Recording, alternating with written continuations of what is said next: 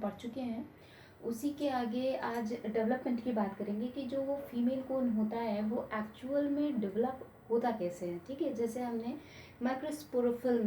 Microsporophyll में ये पढ़ा था कि जो माइक्रोस्पोरेंजियम है, ठीक है, जिससे पॉलन बन रहा है, वो एक्चुअल में कैसे, कौन सी ऐसी लीफ थी या लीफ का कौन सा ऐसा पार्ट था, दैट मीन्स माइक्रोस्पोरोफिल का कौन सा ऐसा रीजन था जहाँ से वो डेवलप हो रहा था। ठीक है, क्या चीज़, माइक्रोस्पोरेंजियम।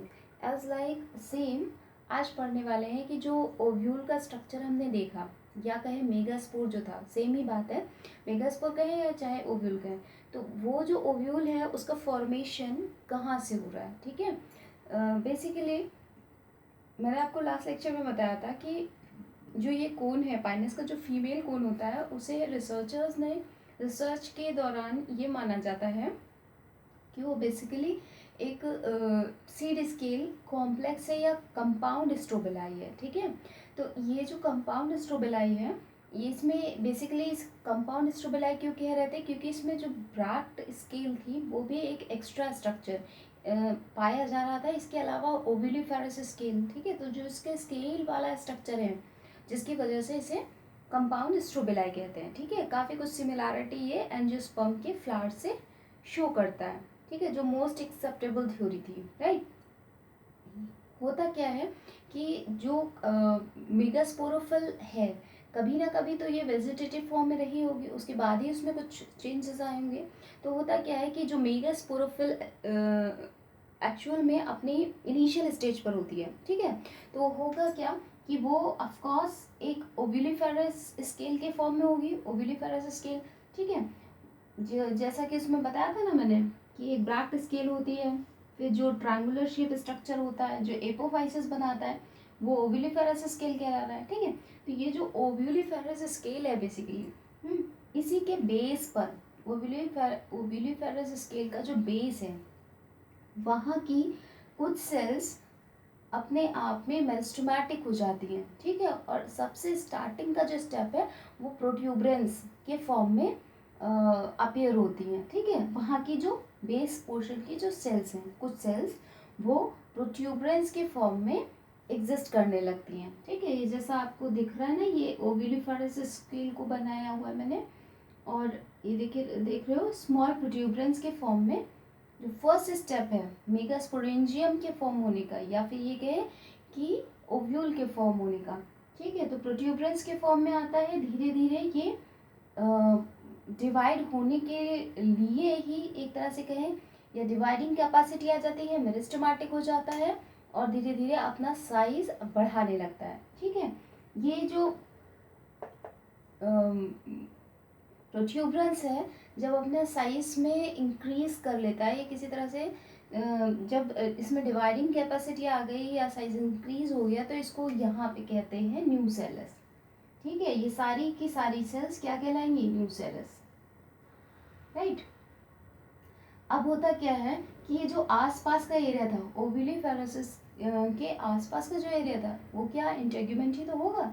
तो होता क्या है कि दूसरे एंड पे, यानी कि जिधर से माइक्रोपाइलर रीजन बनाना है उस धर से क्या होता है कि इसकी साइड वाली सेल्स जो होती है इंटेग्यूमेंट की जिन्हें फॉर्म करना है, वो सेल्स आपस में एक्सटेंड करने लगती हैं। ठीक है, एक्सटेंड होकर के देख सकते हो यहाँ पे एक्सटेंड कर जाती है और एक बाइलिप्ट स्ट्रक्चर फॉर्म कर लेती है, यानी कि वो स्ट्रक्चर जो और पूरे पार्ट को कवर किए हुआ है, ओव्यूल के रेस्ट ऑफ द पार्ट को कवर कर लेता है, केवल कहाँ से, मतलब ओपन कहाँ से है, माइक्रोपाइलर एंड की तरफ। ठीक है, यानी जहाँ पर ओव्यूल का फॉर्मेशन होना है। ठीक है, तो इस तरह से वो इंटेग्यूमेंट मतलब एक्सटेंड होकर के कवर कर लेती है एक्सेप्ट माइक्रोपाइलर एंड, यानी कि वो फ्यूज नहीं होती, केवल कवर कर रही है, राइट।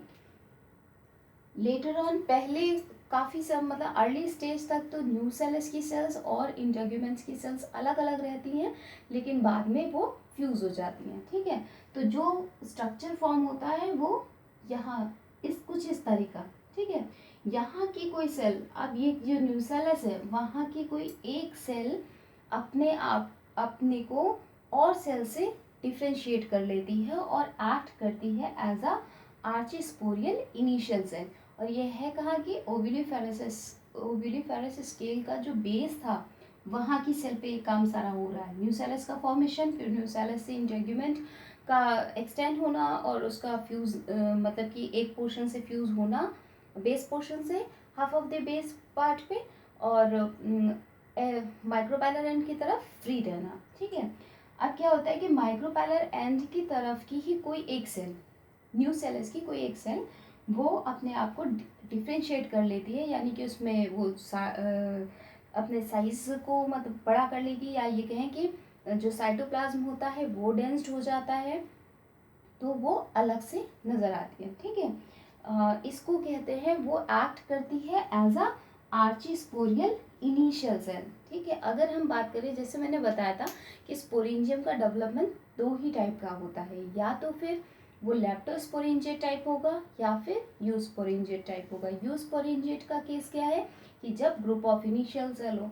लेप्टोस्पोरेंजिएट का केस क्या है, जब सिंगल इनिशियल सेल हो। तो यहाँ पर क्या होता है कि है तो सिंगल इनिशियल सेल, ठीक है, आर्चिस्पोरियल इनिशियल सेल ही अलग अलग होती हैं, राइट, और हर अपने आप में इंडिविजुअल सेल है, लेकिन पैटर्न किसका फॉलो कर रही है, यूस्पोरेंजिएट टाइप ऑफ डेवलपमेंट का। तो इस वजह से यही कहेंगे कि जो मेगास्पोरेंजियम या फिर पाइनस के केस में जो ओव्यूल का फॉर्मेशन है वो भी यूस्पोरेंजिएट टाइप ऑफ डेवलपमेंट के ही अंडर आता है। ठीक है, तो सबसे पहले ये जो सेल है कहाँ की, न्यूसेलस सेल्स। न्यूसेलस सेल्स क्या होती है, आर्चिस्पोरियल इनिशियल सेल की तरह बिहेव करती है, और फर्स्ट डिवीजन जो होता है वो पेरिक्लाइनल डिवीजन होता है, that means parallel to periphery. और जब पेरिक्लाइनल डिवीजन हुआ, साथ में क्या, एक आउटर सेल बनाई, एक इनर सेल बनाई। जो आउटर सेल है वो पेराइटल सेल फॉर्म करती है। ये पेराइटल सेल फर्दर पेरिक्लाइनली कई बार डिवाइड करके नंबर ऑफ लेयर्स बना लेती है। नंबर ऑफ लेयर्स क्या, एक न्यूट्रिटिव लेयर बनाती है। ठीक है, जब तक कि पूरा तरह से आर्चिगोनियम या कह लें फर्टिलाइजेशन नहीं हो जाता, तब तक कि यही न्यूट्रिटिव जो लेयर है वो टैपेटम के फॉर्म में रहती है, और या ये कहें जब तक कि एंडोस्पर्म नहीं फॉर्म हो जाता एक तरह से, तब तक कि उस फीमेल गैमेटोफाइट का, या ये कहें कि ओव्यूल का जितना खाना पीना, उसका रहना, मतलब उसका जो खर्चा पानी है वो कौन उठाएगा, यही टैपेटम लेयर। ठीक है, तो न्यूट्रिशन का काम कौन करेगा, यही न्यूट्रिटिव जो पैराइटल सेल से बनी है वो न्यूट्रिटिव टैपेटम लेयर। ठीक है, जो इनर सेल होती है वो स्पोरोजिनस सेल की तरह बिहेव करती है। ये स्पोरोजिनस सेल एक्ट करती है as a megaspore mother cell. ठीक है, ये मेगास्पोर मदर सेल अभी तक 2n इन नंबर है। अब इसमें क्या होता है कि रिडक्शन डिवीजन होगा। रिडक्शन डिवीजन होने से मियोसिस हुई, ऑफकोर्स 4 सेल बनेंगी। इन 4 सेल्स में से भी जो अबव मतलब कि ये क्या है कि अपर साइड की जो 3 सेल्स होती हैं वो डिजेनरेट हो जाती हैं। Only a single cell become a functional, act as a functional megaspore. ठीक है, यहाँ पे देख सकते हो रिडक्शन डिवीजन हुआ, 4 सेल्स बनी, जिसमें से अबव दैट मीन्स कि जो माइक्रोपाइलर एंड की तरफ वाली हैं, ठीक है, वो 3 अबव डिजेनरेट हो जाती हैं।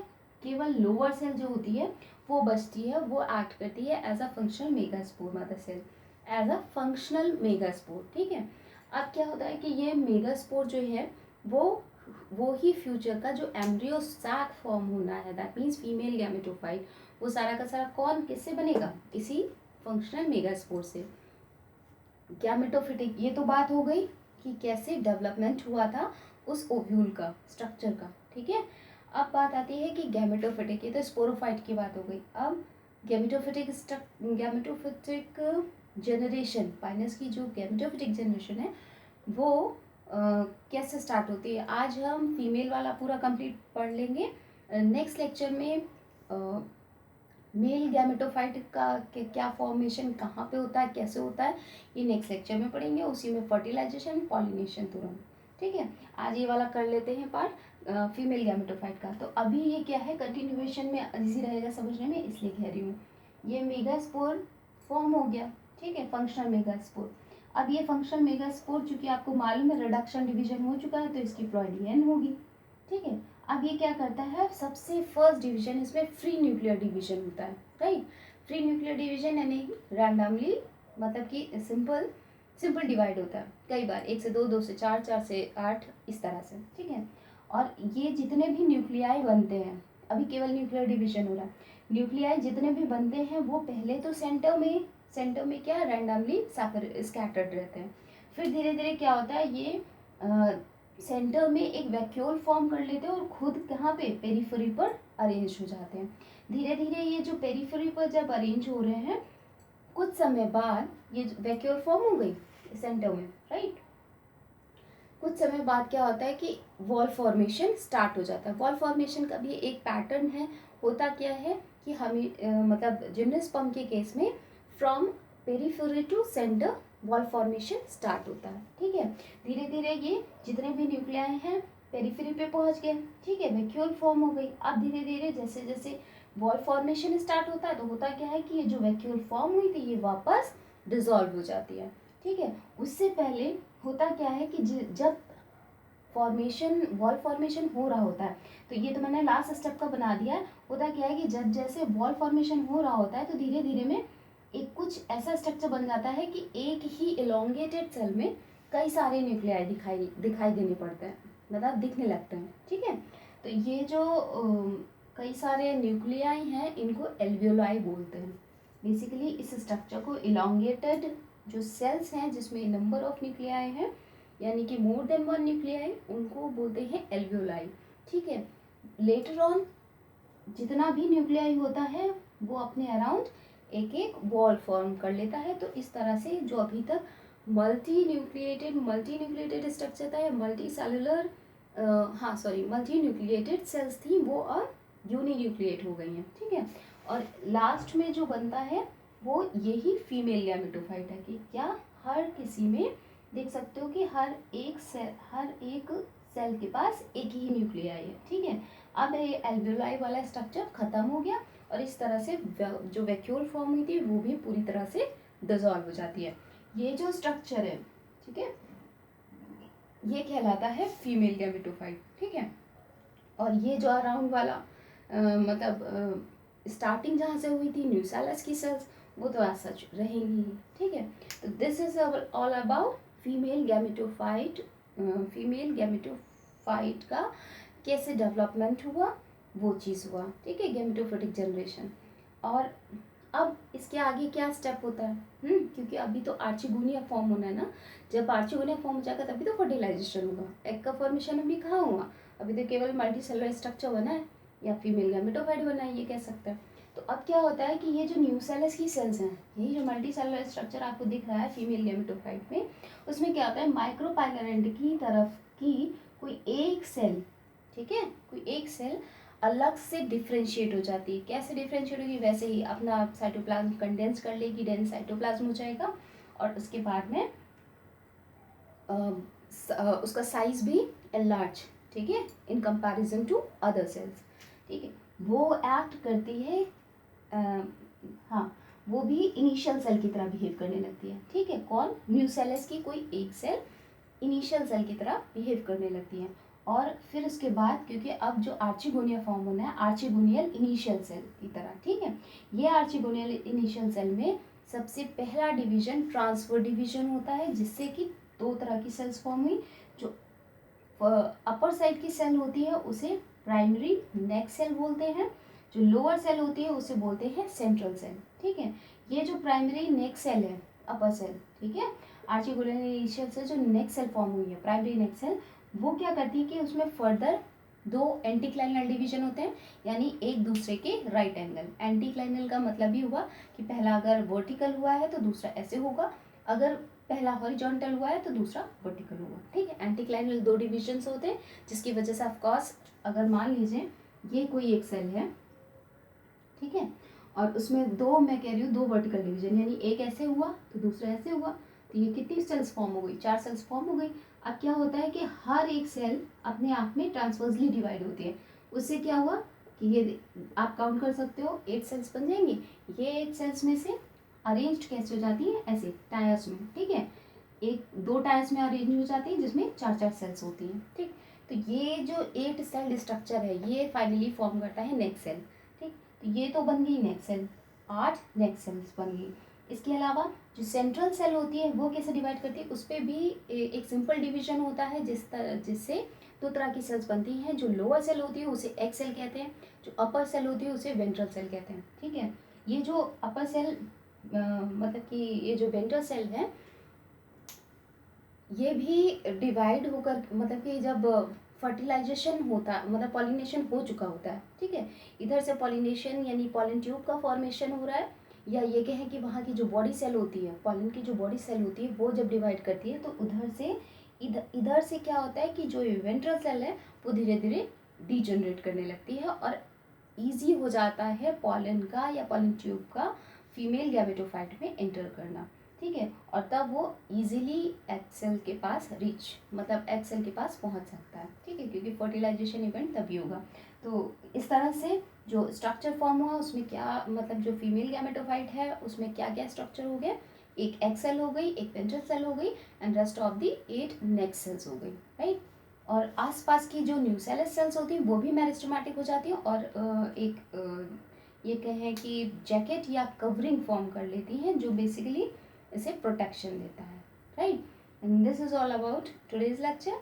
एंड नेक्स्ट में हम बात करेंगे कि अब यहाँ पे फीमेल गैमेटोफाइट बन चुका है, एग सेल फॉर्म हो चुकी है, और अगर हम लास्ट लेक्चर की बात करें या जब हमने मेल गैमेटोफाइट का पढ़ा था तो वो भी 4 सेल स्टेज पर डिस्पर्सल हो चुका है, गोल्डन शावर जिसे कहते हैं, या ये कहें सल्फर शावर कहते हैं। ठीक है, तो हिली एरिया में मार्च के आई थिंक, हाँ सॉरी, मई मंथ में, और जो प्लेन एरिया है वहाँ पे मार्च के सीज़न में ये गोल्डन शावर, ये बेसिकली पॉलन ग्रेन्स ही होते हैं। ठीक है, विंग पॉलेंस उड़ते हुए दिखाई पड़ते हैं, उन्हीं को गोल्डन शावर कहते हैं। ये एमसीक्यूज़ के लिए बहुत अच्छा क्वेश्चन है। तो अभी वो उड़ रहा है, ठीक है, और ये हमारा फीमेल गैमेटोफाइट एग अपनी एग फॉर्मेशन कर चुका है। And rest of the next lecture में पढ़ेंगे। ठीक है, embryonic development and pollination. Thank you class.